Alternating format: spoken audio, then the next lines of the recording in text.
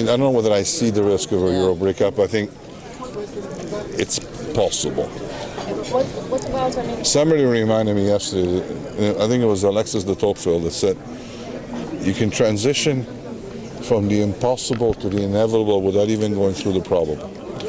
And I think this is the real hard problem here. I think we're transitioning from the impossible to the inevitable without even stopping at the probable. It's a horrible situation. There's obviously a psychological impact of the failure of a system on another. When the U.S. was going through the financial crisis in 2008, the actual financial exposure and industrial impact on Europe was relatively small, other than a few banks, including RBS in the UK, which we all know, and some of the French banks are required recap, and the Swiss banks. And so it was contained, it was somehow managed.